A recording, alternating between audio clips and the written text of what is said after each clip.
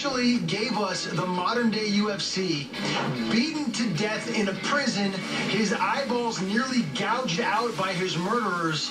Welcome to TMZ Sports. Evan here with Van Lathan and Michael J. Babcock. What's up, guys? Wow, that man is gangster Whitey Bulger, and I don't know if you know this, but if it wasn't for Whitey Bulger, we would not have Dana White, we would not have the modern-day UFC. There's a crazy story behind this, but obviously the lead is Whitey Bulger, who was this, it was the basis of the movie Black Mass with Johnny Depp. A huge, the Cherry Hill gang, violent gangster.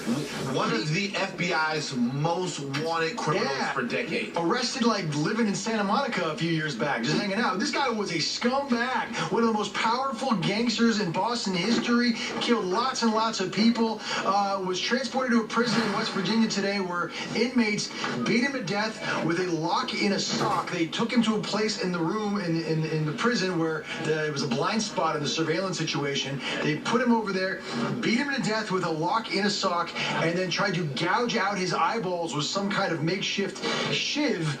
And by the way, we've been looking into this. Apparently, the eyeball thing is if gangsters want to send a message to like other people not to snitch, not to work with the FBI or whatever, they'll sometimes cut out your tongue. Murder Inc., the gangsters from the 1930s and 40s, used to carve out people's eyeballs, and this appears to be like a throwback to the old school mobster ways. Isn't that crazy? Yeah, I mean, it was, I guess the rumor was, or the allegation was, that for a long time when Whitey was controlling stuff up there in Boston, that he was working with the FBI. Yeah. Starting in 1975, he was working with the FBI. So maybe these guys, or, Evan said that. So maybe these guys are getting their long-standing revenge against Whitey. Maybe. So here's how it relates to Dana White.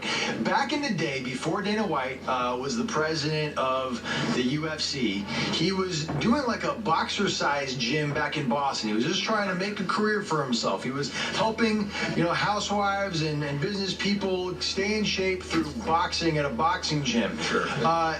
He told our own Harvey Levin on Objectified how Whitey Bulger came into the picture and why he left Boston to Las Vegas and eventually took over the UFC. Watch this. In Boston, at that time, there was a guy named Whitey Bulger who ran the town. He was a mob boss. Yeah. And he had guys under him. And one of the guys was Kevin Weeks. And they showed up at one of my classes one day, him and another guy. They walked right into my class.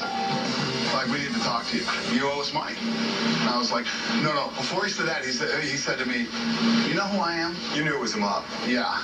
They said, you got till tomorrow to pay us $2,500. And I said, I don't have $2,500. They said, you better get it. You better find it. And I literally hung up the phone, picked it back up, and called Delta and got a one-way ticket to Vegas. I left everything. And then maybe 6 to 8 months later, they started digging up all the bodies at the beach, and Whitey fled, and all that stuff started going down. Isn't that crazy that Dana White was essentially punked by Whitey Ford's hired muscle? Whitey Ford. Wow. Sorry, Whitey Bulger. Whitey Ford. Different Whitey. All these Whiteys, man. Ford, man. Well, a lot of Whiteys. It's hard to keep track. Yeah, I don't know. Lots of Whiteys. Just the way Van likes it. It's crazy, though, isn't it? It is crazy. It is crazy. We might not have the UFC. We might not have Conor McGregor. Like, so many things happen as a result of... John Jones. Yes, all that's the insane. favorite fighters from over the years. No doubt. Thank God for Whitey Bulger. Made the UFC what it is today. And if not for Whitey Bulger, might not happen. Does this change your opinion of Whitey Bulger at all? Does it change my opinion? Yeah, No, I mean, he was a UFC fan. ruthless criminal. What I think But he gave us the UFC, Evan. I know that. I appreciate that. But, he was a bad dude. He murdered a lot of people. I'm more interested at this point right now.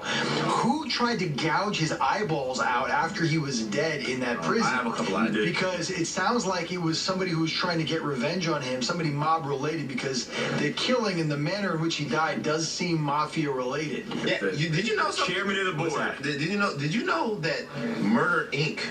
is a part of your illustrious history? Yeah, it was a bunch of Jewish mobsters, Bunch right? of Jewish guys, man. I don't feel like the Jewish guys get as the Meyer Lanskys and They the were Bugsy good. Siegels. Jews were good at the mafia back in the day. They were really good at it. Yeah. But anyway, Shout out to Whitey Bulger, dead. Peace, Whitey. See you later, With a Whitey. sock.